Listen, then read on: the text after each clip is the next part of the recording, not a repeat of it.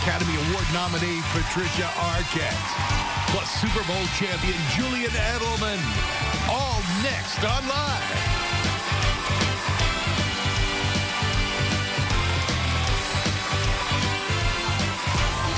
Now, here are Kelly Ripa and Michael Strahan.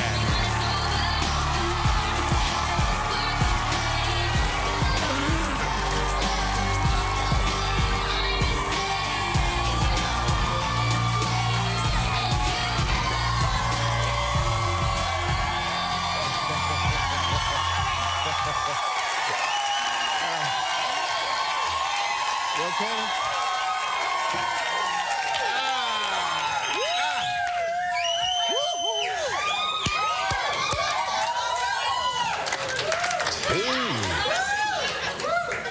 I'm going to tell you honestly right now. Honestly, this could go at any time.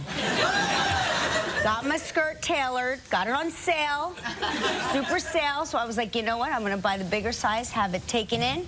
And it was taken in too much. Don't make any sudden moves. I'm not doing nothing, but all the other guys are going, move around, move around.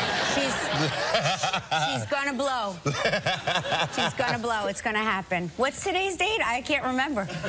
Oxygen deprivation. Tuesday, February 10th already. 2015. That's right. Valentine's Day's around the corner. Mm-hmm. What have you gotten me? You know, this is our third Valentine together, I guess, so... I know. Everybody knows that's the diamond anniversary. The diamond anniversary.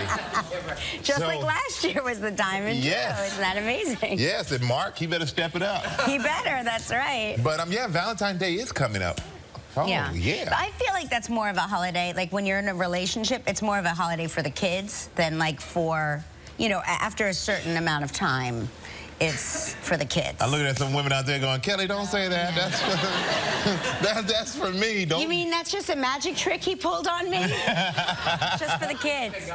Well, it's kind of like that. We don't celebrate Christmas or other holiday. Every day is Christmas. No, it's not. Yeah, no. Good try. Good try. No. So how was your night? It was great. We had a very exciting day yesterday. We went, I was telling everybody backstage, we went to, they have like a college board group that meets with your kids, your teens, and you plan on what colleges you're going to apply to, where you want to send your applications, what colleges you're going to go visit. And it was so funny because Mark and I were meeting there, and Michael was going to meet us from his classroom. So, unbeknownst to either one of them, they were dressed exactly alike. So it was kind of weird having my husband and his twin, our son, in matching pea coats, wool hats, and like blue sweaters. I was like, okay, we all decided to dress alike today. Well, they know you're a family. I know, it was very funny. And they do look exactly alike now, which is so... So how many schools is he applying to? So they tell you, depending on like what you want to major in, so you have like, you put together a list of like your 4 reach colleges, like colleges that you fantasize about going to, but might not really, probably won't get into. Then you have your 4 like target colleges that you can, probably get into, that's like your sweet spot, and then your 4 like safety colleges that you're like, if worse comes to worse, here's where I'll go. Okay. That's like the strategy. That's like the thought process behind it. Always technical school. I've seen the commercials. Hey. I was like, if this doesn't work out, I'll be at DeVry. They all sounded good to me. Every single school sounded, it all sounded good. There was one, she's like, oh, this school, she was talking about a school that I had never heard of before, and she goes, oh, it's beautiful. They're little, she said, all of the classrooms are in Victorian cottages, and I was like, oh, Michael, pick that one. I wanted to go see the Victorian cottages. I would go somewhere warm. Yes. I'd go somewhere warm just to mix it up, because you can always come back here. He's been a New Yorker his entire life. Like, mix it up a little bit. Like University of Miami. Yes. Or University I don't know how much school I get in down there. I'll be honest with you. Right. Like Pepperdine. You know, Pepperdine in LA is right in Malibu on the beach. Like, come on. That may be one of his schools. I'm not sure. He's got like a bunch of California schools on his list. Get ready to pay for 8 years of college if he goes there.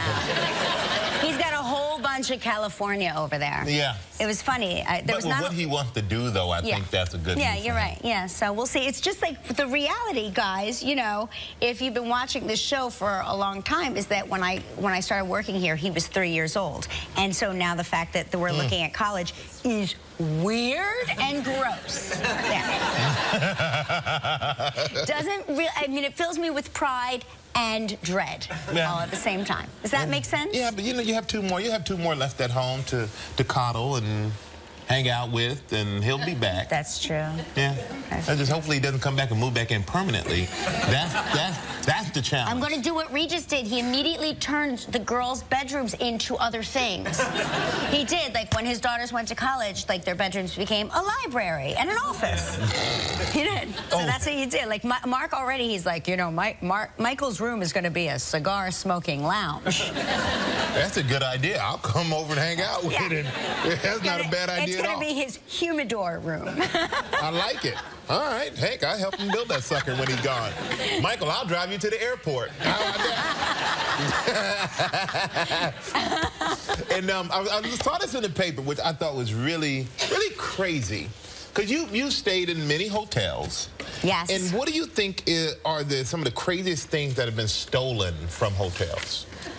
Stolen from hotels. Stolen from... Like anything. You can steal it from the lobby. You can steal it from the room. There's some of the craziest things. You mean beyond the slippers, which I don't think is a steal. I think that's more of a takeaway gift. You should take that away, because I don't want my foot all up in the shoe with somebody's toe jam been in there. Correct. Take that slipper. I see slippers. I'm a little leery. Right. Leery slippers. Well, they have to be in the plastic. Yeah, even the robes. I'm not too sure. Oh, the robes, no. But the plastic slippers in the plastic bag, that's fine. That's a safe one. Okay, stolen. I would say the mattress. Survey says. Well, I'm sure it's happened, but how did you sneak that out? Oh, boy, that's one mighty big piece of luggage you got there, Mr. Johnson. No. You said the strangest thing. I knew that is strange, because that's the first thing I thought of, too, but it wasn't. Somebody stole from the W Hotel in Hong Kong a $300,000 Andy Warhol piece of artwork. Yep. See, I would assume that would be a fake. I wouldn't assume that it would be real. No, yeah, we know a lot of these hotels, when you go in, have millions of dollars of artwork on the walls. Millions of dollars, which I always thought they'd be like one of those like movies or the Thomas Crown Affair when you lift it, so like alarms go off and gates drop down. Yeah, yeah. But I guess not. I'll be going to the W later. A 12-foot model of the Concorde. How do you walk out the front door with a 12-foot model of the Concorde?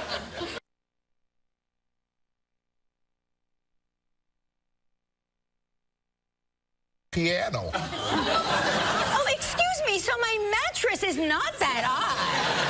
But these guys were good, because 3 guys strolled in like overalls. Like they're there and just wheeled that sucker right out. Here's what I found, and guys, you can apply this to parties too. If you enter anywhere with confidence, you are immediately welcomed into the fold. It's just the confidence with which you enter. You can walk into anywhere. Yeah, that's true. It's all about how you approach it. Now, one guest in this Berlin hotel, they took the monsoon shower heads, the hydro massage shower unit, the taps, you know, the tap. They took the toilet seats and the sink. Obviously, they were redoing the bathroom at home. It's very expensive, Gelman, but you don't steal it out of the hotel. This is of somebody who, in Dubai, they took the whole minibar fridge. Well, that's not so. No. But they left the bottles and took the fridge. Well, that's ridiculous. Along with the sofa. So redecorating again. I just want to say it again. Now my mattress idea sounds like easy to get out the door. Yeah. And of course, somebody took, for the Four Seasons in Beverly Hills, somebody took a marble fireplace, a medieval sword, and somebody stole the hotel manager, somebody's pet dog, which, yeah. Well, that's Oh, now you say, oh, you didn't cry for the sink. There we go. Some lucky lady, though, did get a shower massage, and so that we can all agree is a great takeaway present. Well, hopefully she's not watching the show going, I remember when John came home with all those things. Thought he bought them. And go ahead, Yeah, I'm sorry. no, we're just gonna, because there is, I don't know if any of you are from Boston or trying to get home to Boston. Anybody here snowed out from Boston? They can't get in or out. They can't get in or out. Boston is not represented. But they are having record snowfall. They are getting hammered by snow. It is crazy. So we're gonna check in with a meteorologist out there named Cindy Fitzgibbon. She's from WCVB in Needham, Massachusetts. Hey, Cindy, what's going on out there? Hey, Kelly and Michael, you know, I hear you were talking about things that people were stealing. We have got so much snow that, you know, we could just kind of give it away free. These snow piles did not exist. About 18 days ago, this was bare ground. We have had so much snow here. It's kind of looking like a snow globe right now, like someone shook it up. But just in the past 18 days, we've had about 6 feet of snow. Michael, how tall are you? I'm 6'5" on a good day. Yeah, right. So we're going to probably be there by the weekend because we've got more snow on the way. But it's just incredible because through January 23rd, we had barely any snow. We'd had 5 inches for the whole season. And just in the past 18 days, we've had about 6 feet of snow. There's nowhere to put it. We've been setting records across the board. And just in the past 3 days alone, we've had about 2 feet. So it's really just a tough situation out here. And, you know, our Patriots that have done so well as of late, the governor of Massachusetts, Charlie Baker, was saying that, you know, we've cleared enough snow to fill up Gillette Stadium 90 times. That's how much snow that has fallen just in the past 18 days. It's really been incredible. A quick question. Are you stuck to the ground there? I might be. I might be. I was going to sit in the snowbank, but it didn't go so well. Let's see. I can apparently get up. Ugh. There we go. Myself. I was like, uh-oh, she's frozen. It's been a really fluffy snow, too, so it's been blowing around, and some of the drifts that we have had, you know, people can't see out their windows. It's that high. We're not in the city. Our station is in Needham, which is about 10 miles just west of the city. Wow. But really, this has been a winter like we have not seen before. The amount of snow in the period of time we have gotten, it's really been incredible. What about the kids in school? What's going to happen with them? You know, there are thoughts right now. We're supposed to be on our February vacation in Massachusetts next week. My kids haven't had school the past couple of days. We had 2 snow days last week, the week before. It's really been a stretch. That, you know, some schools are now on their 7th snow day in just a couple weeks' time. So it's really been interesting. I don't know. I mean, at this point, we may be going to school in the July. I mean, who knows? Well, you know what? Be safe out there. More snow is expected. Be safe out there, and we'll be wishing everybody out there in Boston, and everybody just stay inside. And thank you, Cindy. Just got to deal with it. Thank you, Cindy.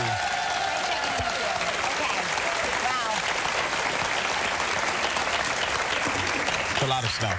That's a lot of snow. Yeah. Doesn't stop my kids, though. Every night they put their pajamas on backwards. They throw ice cubes into the toilet. You know, there's all these rituals that you're supposed to do to make a snow day happen.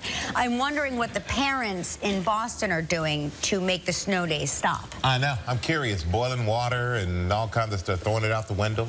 I don't know. I'm just making stuff up, people. That's what I do.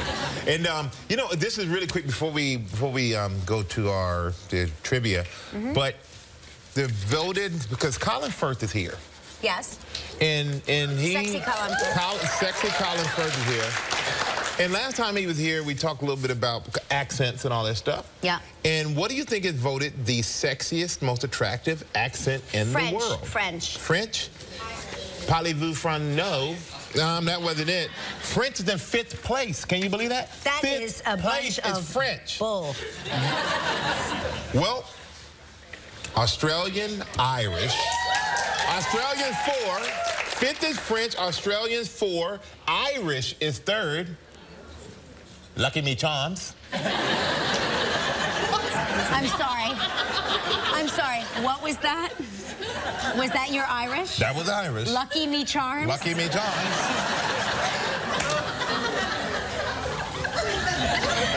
You're shaking your head, Art.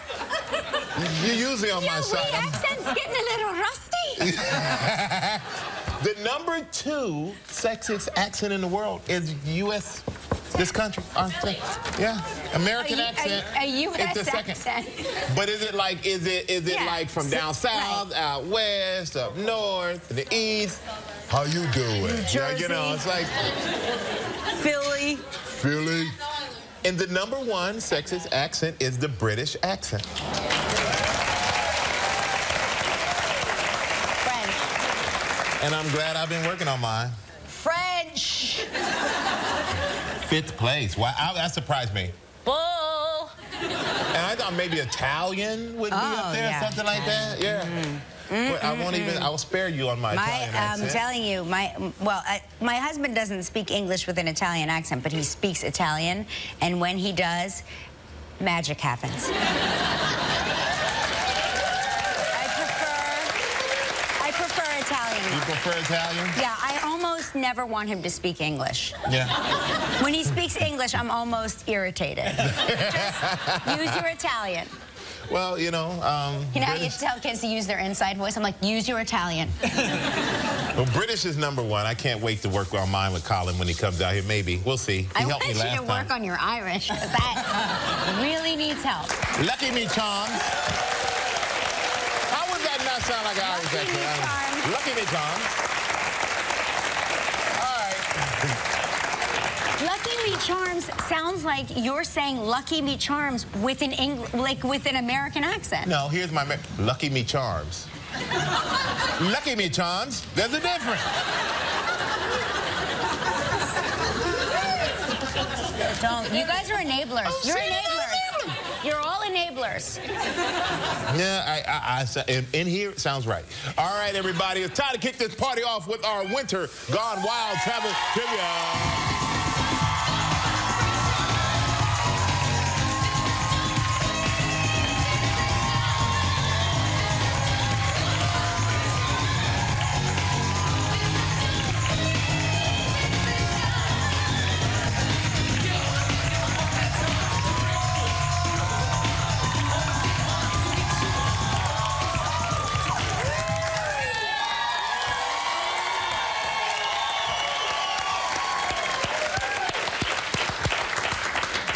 Trivia dancer is Carol Journey from Wichita, Kansas.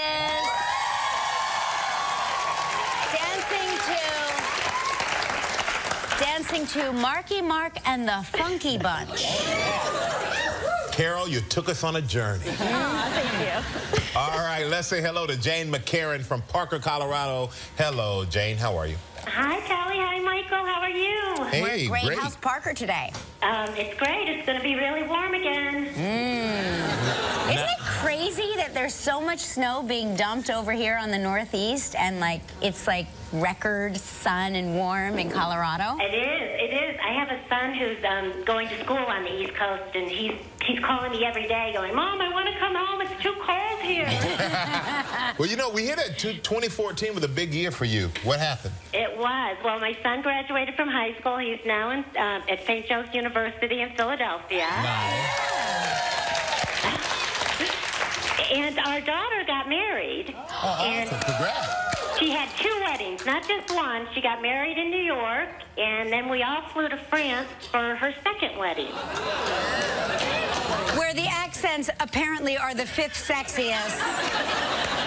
Jane, how sexy are those accents? I guess they're #5. I thought they were #1, but Me they're too. #5. Well, I'm just curious, though, as the mother of the bride, do you have to pay for both weddings? We did. Wow. You want to adopt me? It was a great year. It was a great year. Congratulations to you. You deserve a mother of the bride trip. Yes, you do.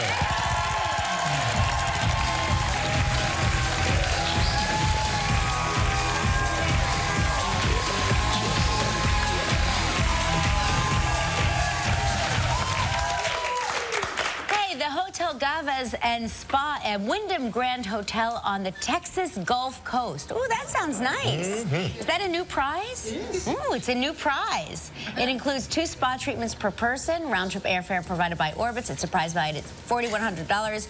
You have 20 seconds and only 1 guest. Jane, good luck. Thank you so much. All right, here you go, Jane. On yesterday's show, we talked with Samuel L. Jackson. And what city did we say Samuel grew up? Chattanooga. There you go, you got it. Congratulations, you and a guest will enjoy 7 days and 6 nights at the Hotel Galvez and Spa, a Wyndham Grand Hotel. The Hotel Galvez and Spa is the only historic beachfront hotel on the Texas Gulf Coast. This fully renovated 224-room century-old hotel is rated 4 diamonds by AAA and offers a world-class spa, fitness center, full-service restaurant, pool with a swim-up bar, and much more. Your price is valued at approximately $4,100.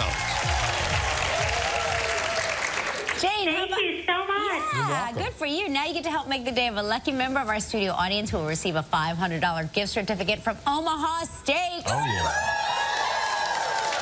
Please pick a number between 1 and 191. I'm going to go with 44. There you go. Jane, congratulations. Congratulations, my man. Everybody stay right there when we come back. Colin Firth will be here with us. Still ahead on live, Oscar nominee Patricia Arquette from the Super Bowl champion New England Patriots. An adventure film, Kingsman, The Secret Service. Please welcome sexy Colin Firth.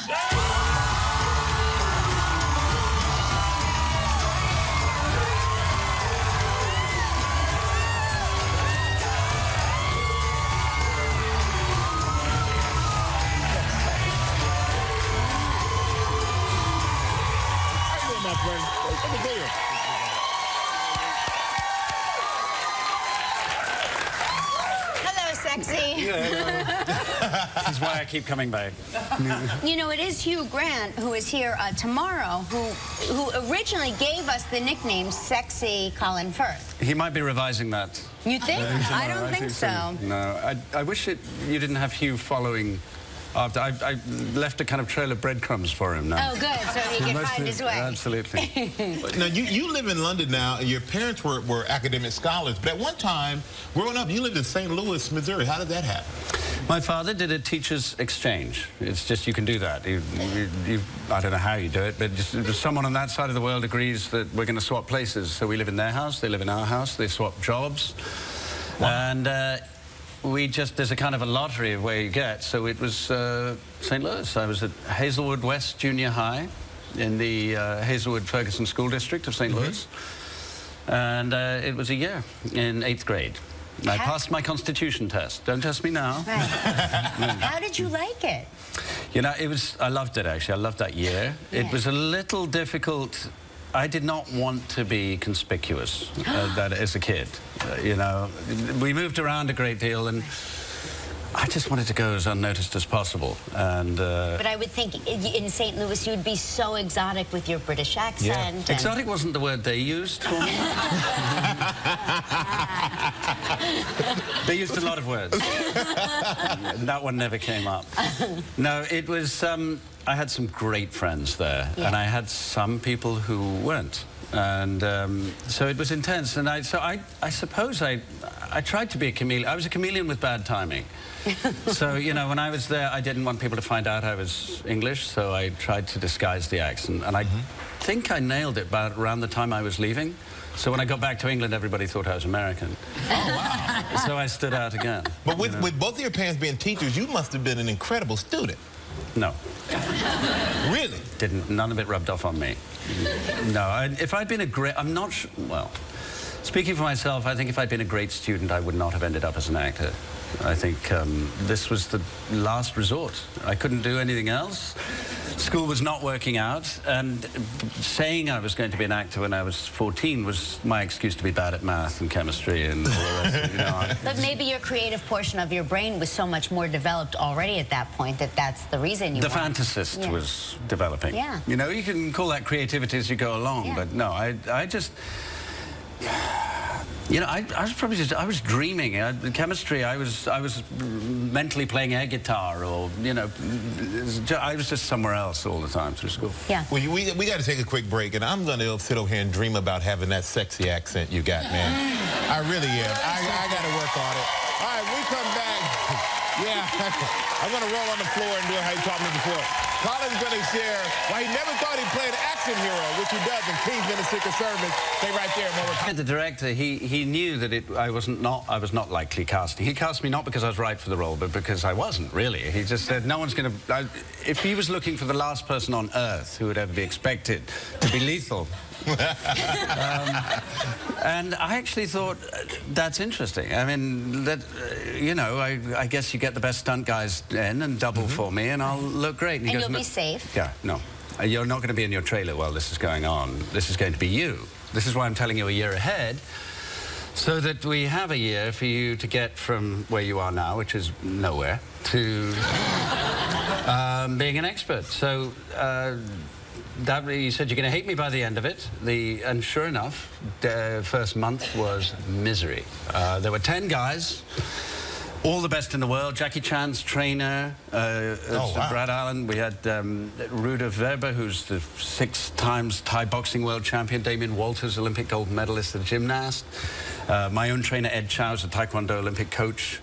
And Rick English, who's best stuntman in England. And these guys were all there just to make me look like I could do it, starting with a squat. That was the first week. A squat? Just one squat. Was the Lesson 1. Can you show us one squat? It's gone. I will do anything. I'll do anything for you.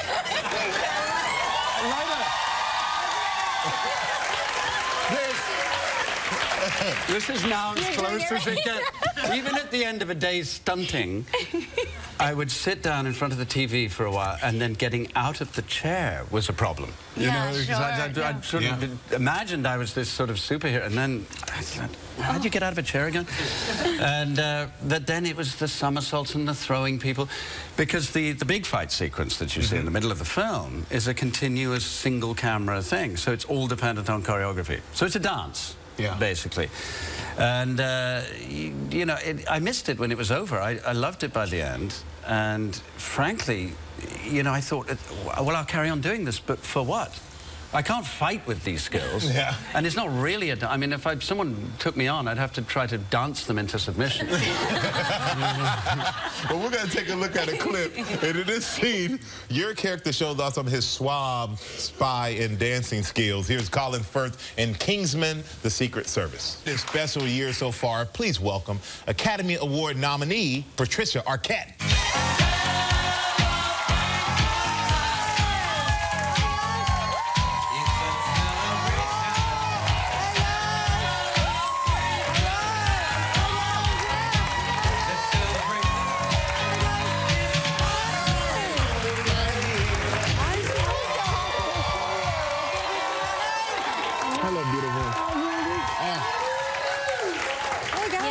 Patricia, you make everybody happier when they see you. Oh, you have that's one nice. of those, one of the best smiles, I think, in the business. Except my kids when I ground them. Oh, right. right. You again. And congratulations, nominee for Best Supporting Actress. How excited are you? It's mind-boggling. I never in a million years thought this was ever going to happen. I didn't have an agenda for it, but when it happened, it was amazing. Well, I think this movie, what's interesting about this movie is how can you even plan how this movie is going to turn out? Because I'm still, I mean, I saw it and I loved it, but I'm still not even sure how it was made. It seems impossible. Well, it is kind of crazy because this business is a business. Right. And to get money, even for a small movie like $3 million like this, is so hard to do. Let alone, you can't have a contract in America for longer than 7 years. So we could have lost anyone at any point. The boy could have said, I really don't want to be in a movie anymore. Yeah. And we would have shot 7 years. Because it took 12 years to shoot this film. Yeah, we shot a week a year for 12 years. And, you know, it was very important to us to make this story of human beings and families and kids growing up, parents getting older. And it's a very emotional movie. I've had so many people call me and say, I called my mom. I told my mom I love her. I'm sorry. For everything. Or couples have called me and said they decided not to get divorced. And one man who lost his child to the flu, sadly, he said he really healed from the movie because he forgave his mistakes as a parent.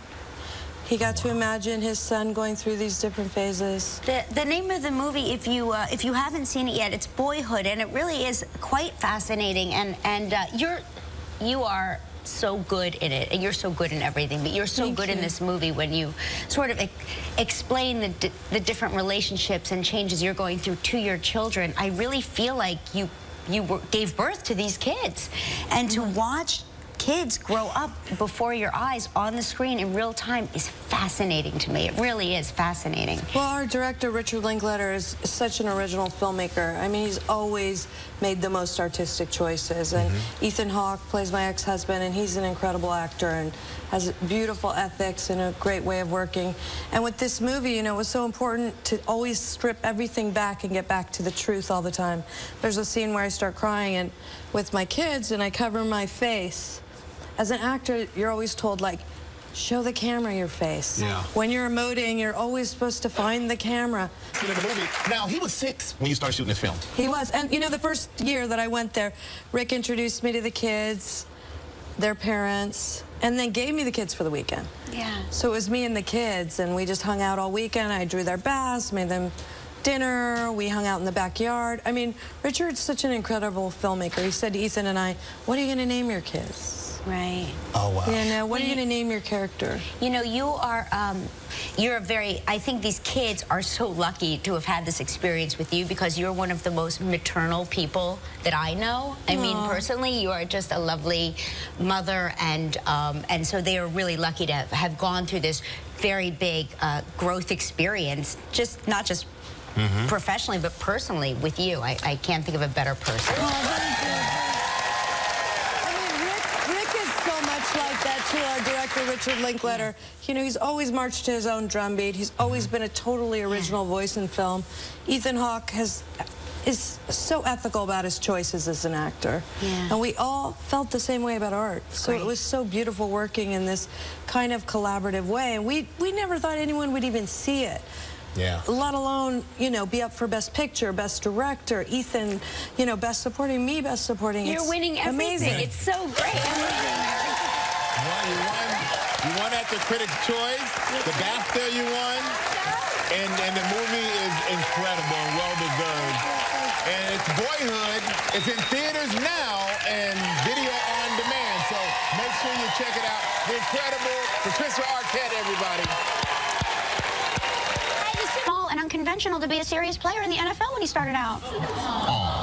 That makes me sad, Gelman.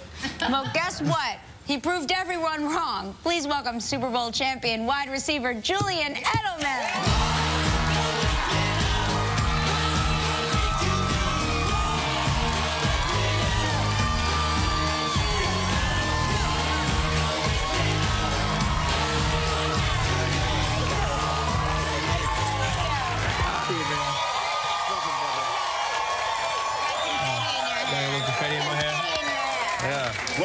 Julian, you don't seem too small to me. You seem just right. Hey, I guess I'm just right. I don't know. And congratulations on something I guarantee you'll never get tired of hearing. Congratulations on being a Super Bowl champion, my friend. Thank you. Thank you, guys. Thank you. It's pretty surreal, you know. It still hasn't hit me, I guess. It will. when you get a little break. But one thing that's so different about you, Super Bowl, I'm looking, you got the bushy beard working. It was very well taken care of, by the way. But now, what happened? It was one of those things I just forgot to shave, I guess. Did you moisturize that? Because it looked You had to. You had to. Beard oil and all that? Yeah, definitely. You had to. You know, I kept it for about 2.5, 3 months, and it was more of a superstition thing. We didn't lose ever since I had it, so I wasn't going to go in there and shave it for the Super Bowl and then say, you know, it happens, you lose, and you're like, it's on me. It was on the beard. It was on the beard, on the beard. So this is your first Super Bowl win. What was going through your mind, like in the final seconds of the game? It was just such a huge, you know, a swing. There's so much stuff going on. You know, it was kind of like, let's stay in the present. Let's. You know, they scored. They had the crazy catch. Then they go on the goal line, and as a football player, you're thinking situationally, what do I have to do? You know, we have 35 seconds coming on. What plays did we install for that?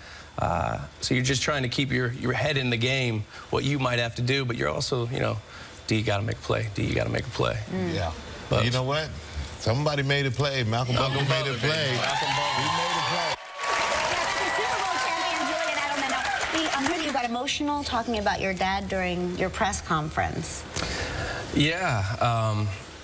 You know, as a kid, you hear your parents, and, you know, especially with my father, we had a special relationship. You hear all these things they're trying to put in your head, and, you know, when you're a kid, you don't realize that they're right. And, you know, when you get to the stage of, at the pinnacle, and you put all this time and effort into something that you shared with your family, it was unbelievable to, you know, someone asked me about my dad, and I was like, yeah, you know, he's always had my back, and he's lived his life for me. He's, you know, probably he's the best dad in the world. So, you know, he lived for his kids. He didn't have a father. He grew up, you know, at the bottom, and he lived for me. So it's been a... So just to... Mom too, of course. Just to recap for kids who may be home with a snow day today, so are you suggesting they should, in fact, listen to their parents? Shovel. Kids of New England, we got a shovel. We got a shovel today. And you know, another incredible thing following your story is that when you first started out, you were 5'10", you were 198 pounds, which a lot of people say is so small for the NFL. Your position was undetermined. But what did you do to work to prepare yourself to not only be a great player, but to be a champion? Like I said, my father and I had a special relationship, so he used to put me through the most absurd drills, whether it was football, baseball, or basketball. You know, when I was coming in the NFL, he put these glasses on my head. He had wiffle balls thrown at me. He had my best friend punting footballs at the top of the building because he couldn't get them high enough so I could, you know, catch the ball with distractions. And so, you know, I recently just partnered up with this company, Coach Up. And it's one of those things where it pairs coaches that are certified to kids, athletes, weekend warriors, you know, high school kids that are trying to get, you know, to where they're trying to get their goals. And it gives them one-on-one coaching. And, you know, I was always so into the drills and stuff. I found this organization, and, you know, we partnered it up. That's really great. Yeah. Because a lot of kids don't have, you know. A lot of kids don't have that. They don't have the father figure. They don't have somebody there to coach. Exactly. That's great. You know, I was fortunate enough to have a pop. Yeah. You know, a lot of people don't. And